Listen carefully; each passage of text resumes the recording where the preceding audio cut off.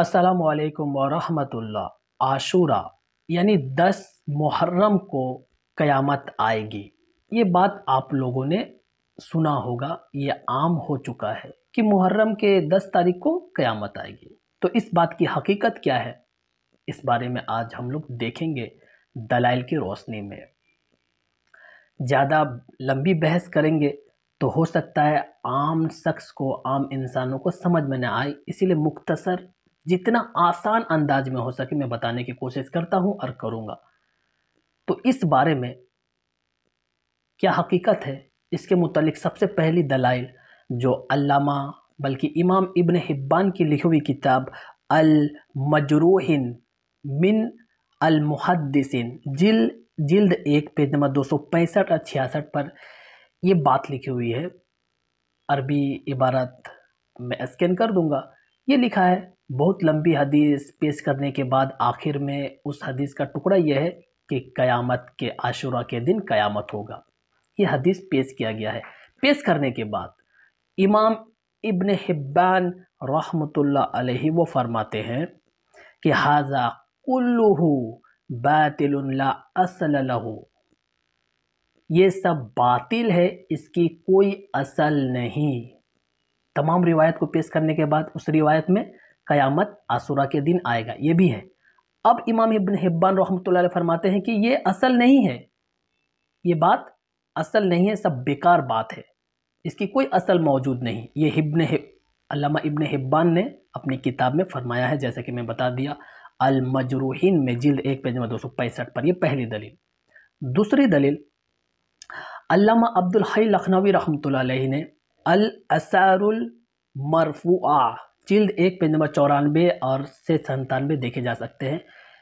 اس کے متعلق جو عاشورہ میں کیا کیا واقعات ہوا تھا، اس کے متعلق بہت ساری احادیث کو نقل کرنے کے بعد ان کے نزدیک صرف 4 روایت ثابت ہے، صرف 4، اس کے علاوہ کچھ نہیں۔ وہ 4 کون کون سے ہیں؟ پہلا ہے موسیٰ علیہ السلام فرعون سے نجات، دوسرا ہے آدم علیہ السلام کی توبہ، اور تیسرا ہے عیسیٰ علیہ السلام کا ولادت، اور چوتھا ہے نوح علیہ السلام کا کشتی کا کنارے میں چلا جانا۔ یہ 4 چیز ثابت ہے، اس کے علاوہ کچھ ثابت نہیں۔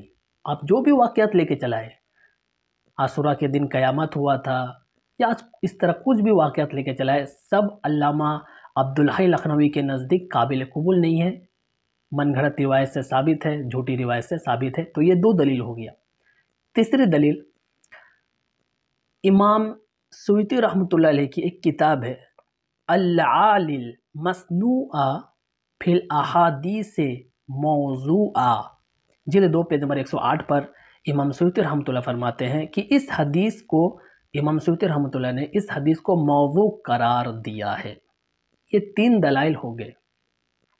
اس سے یہ بات ثابت ہوتا ہے کہ عاشورہ کے دن 10 محرم کے دن قیامت آئے گی، اس بات کی اصل نہیں ہے، یہ بات صحیح نہیں ہے۔ یہاں پر ایک میں آپ کو بات بتا دوں کہ قیامت کے متعلق یہ عقیدہ ہم لوگ کا ہے، سب کا ہے کہ قیامت کب آئے گی یہ صرف اللہ کو پتہ ہے اور کسی کو پتہ نہیں۔ یہ تو قرآن کا حکم ہے۔ اب رہا بات، حدیث میں صرف اتنا اشارہ ملتا ہے، جو مسلم شریف کی حدیث ہے، وہ مجھے حدیث نمبر نہیں ملا، اور ابو داؤد میں حدیث نمبر مجھے ملا ہے 1046، اس میں ابو ہریرہ رضی اللہ عنہ سے روایت موجود ہے جمعہ کی فضیلت میں۔ اس میں یہ الفاظ ہے کہ جمعہ کے دن قیامت ہوگا یا قیامت آئے گا۔ تو کس دن قیامت آئے گا؟ جمعہ کے دن، یہ صحیح حدیث سے ثابت ہے۔ یہ حدیث مسلم میں بھی ہے اور ابو داؤد میں 1046 میں موجود ہے۔ تو جمعہ کے دن قیامت ہوگا، صرف اس بات کی دلیل ملتی ہے، اس کے علاوہ کب ہوگا، کس مہینے میں ہوگا، کس سال کو ہوگا، اس کے متعلق کچھ نہیں ملتا۔ مسلم شریف کی ایک نمبر حدیث میں ایک بہت بڑی حدیث ہے، جس کو حدیث جبریل کہتے ہیں۔ اس میں حضرت جبریل علیہ السلام نبی پاک صلی اللہ علیہ وسلم سے سوال پوچھے تھے، 5 شاید غالباً۔ اس میں ایک سوال یہ ہے کہ قیامت کب آئے گی؟ تو نبی پاک صلی اللہ علیہ وسلم نے جواب میں یہ کہا تھا کہ پوچھنے والا اس بارے میں مجھ سے زیادہ نہیں جانتا.